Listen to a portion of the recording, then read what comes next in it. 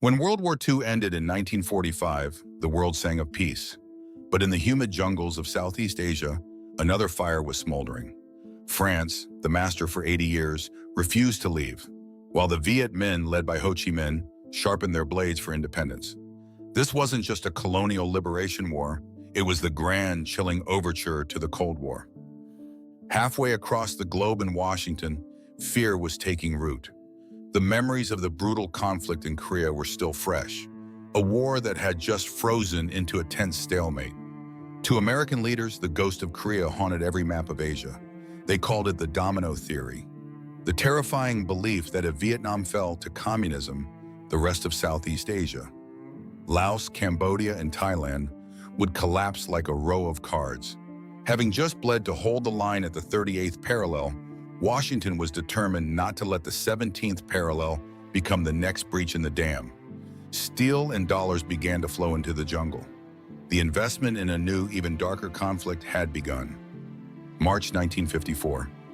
France made a desperate gamble at a fortress called Dien Bien Phu, but they underestimated the Viet Minh, who dragged heavy artillery up sheer cliffs by hand. When thousands of muzzles looked down from the ridges, the fate of the French was sealed. After 56 days of brutal siege, the French flag was ground into the mud. The colonial era in Indochina had met its violent end. In Geneva, a single line was drawn on the map, the 17th parallel. Ghostly similar to Korea's 38th parallel, this arbitrary boundary tore a nation into a communist north and a US-backed south. It was a ceasefire meant for peace, but in reality, it was the eerie calm before the storm.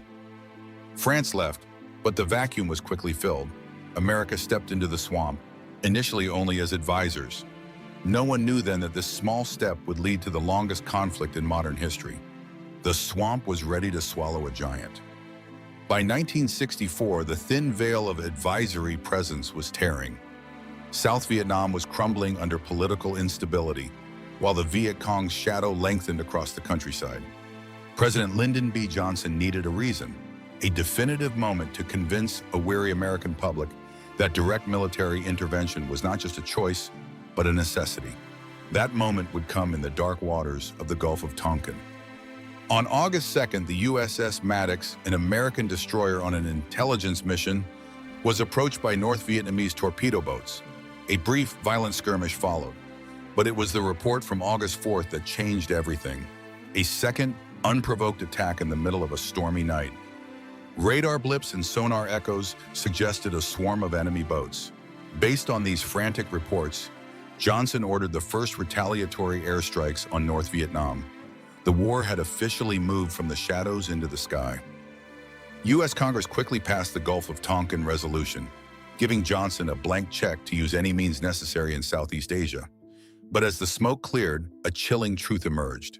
The second attack on August 4th had never happened. It was a phantom battle, a mix of misinterpreted sonar signals and jumpy nerves in a midnight storm. Yet the machinery of war was already in motion. The spark was fabricated, but the fire was terrifyingly real. November 1965. The Americans had arrived, but the jungle was a labyrinth that defied traditional warfare. To conquer the roadless terrain, the U.S. Army introduced a radical new concept: air mobility.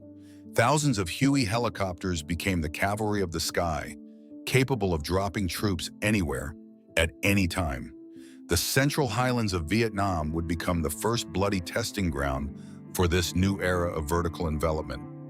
In the shadow of the Chu Pong Massif, Lieutenant Colonel Hal Moore and the 1st Battalion, 7th Cavalry dropped into Landing Zone X-ray.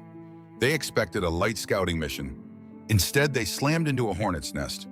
Waiting for them were thousands of North Vietnamese regulars hidden in the high elephant grass. Within minutes, the landing zone was a slaughterhouse.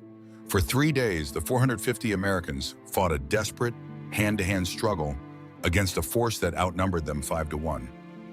With the perimeter collapsing, Moore issued the ultimate distress call, Broken Arrow. It was a signal that an American unit was being overrun, summoning every available aircraft in South Vietnam. The sky opened up in a torrential rain of steel, napalm, rockets, and heavy artillery. The jungle was incinerated as the Americans used their supreme firepower to claw back from the brink of annihilation.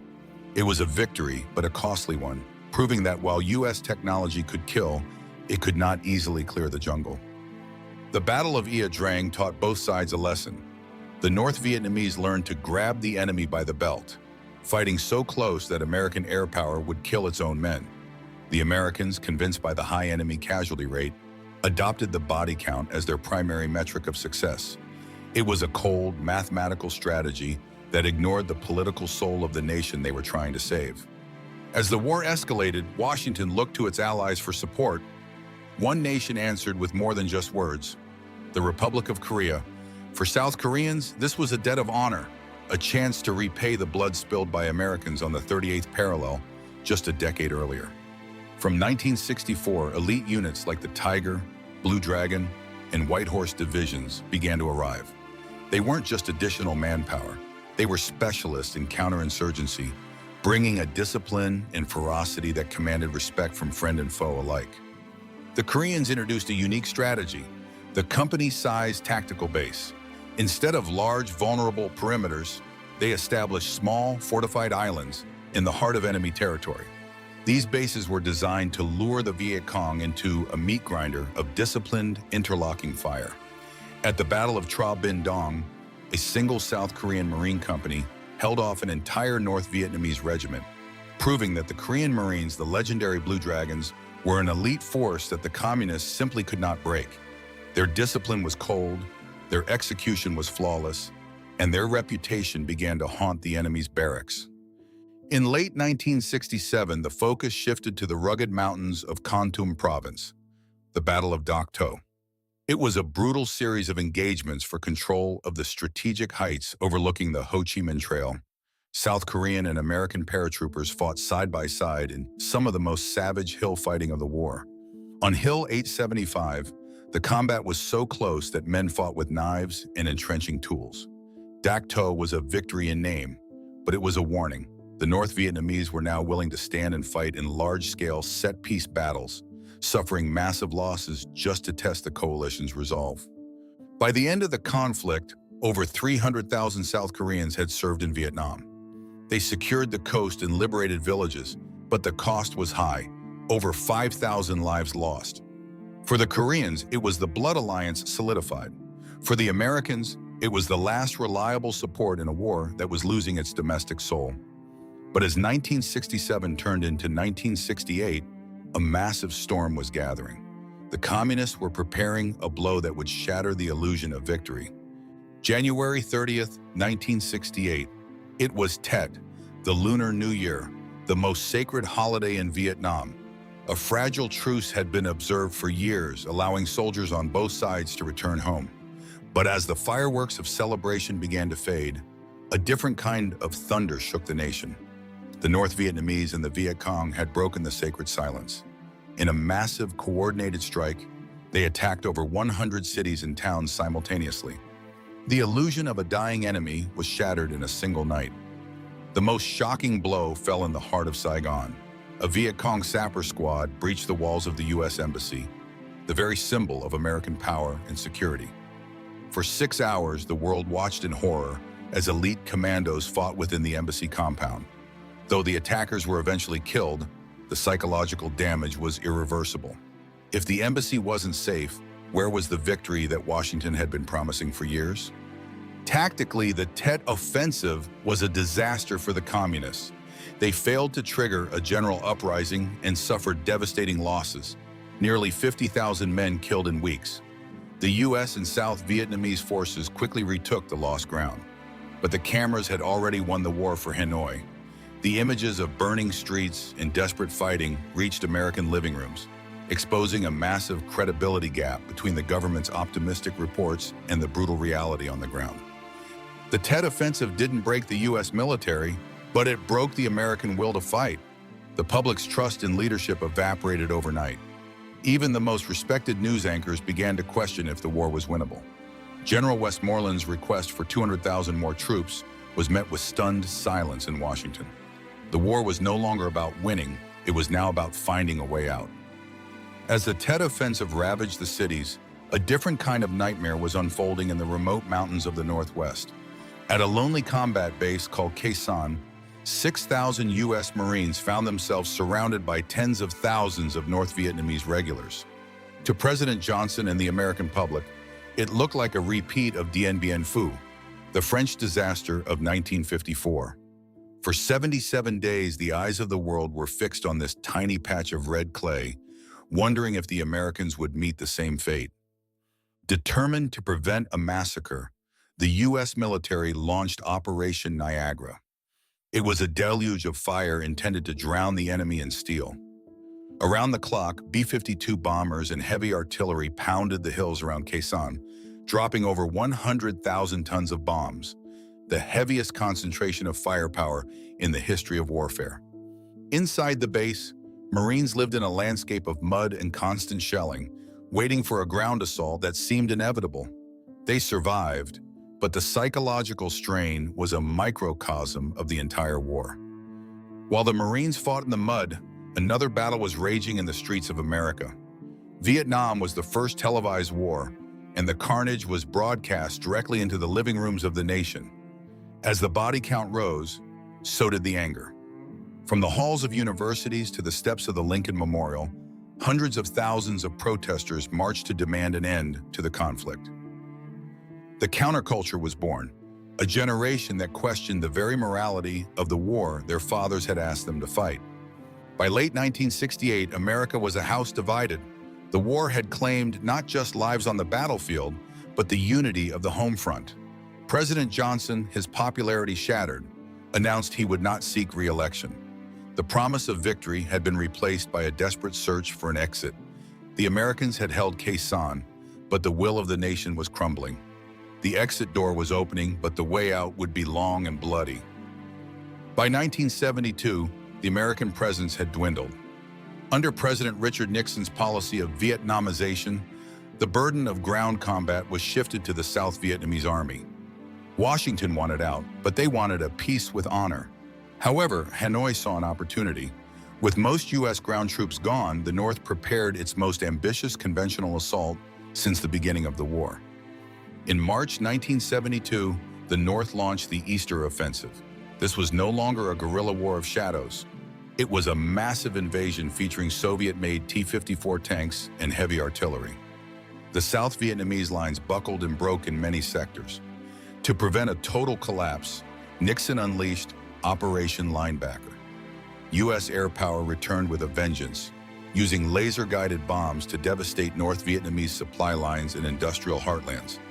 The offensive was blunted, but it proved that without American wings, the South could not stand against the North's steel.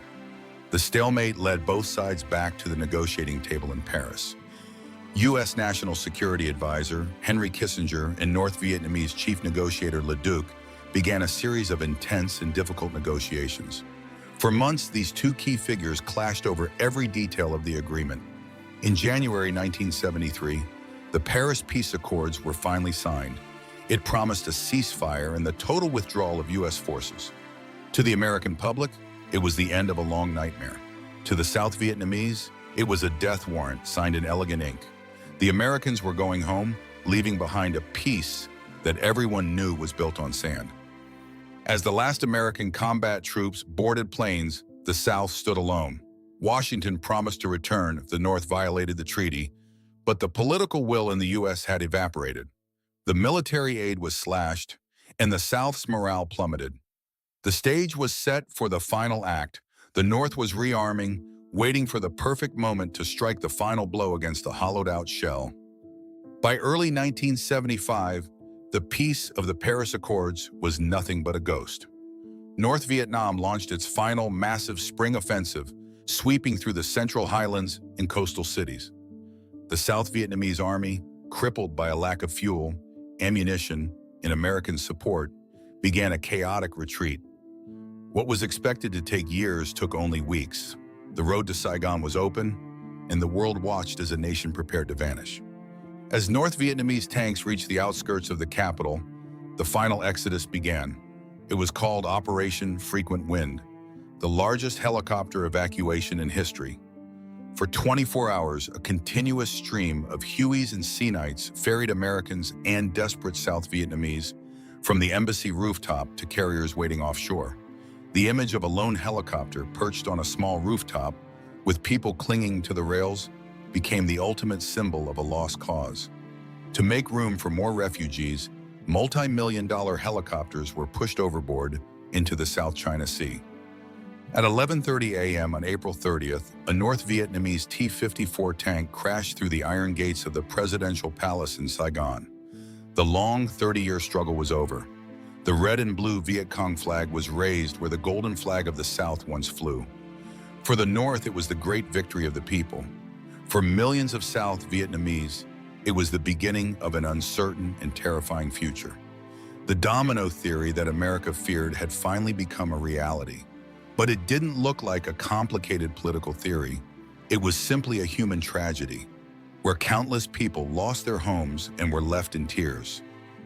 The war ended, but its echoes never faded. It left a deep scar on the American soul and a landscape of loss in Vietnam.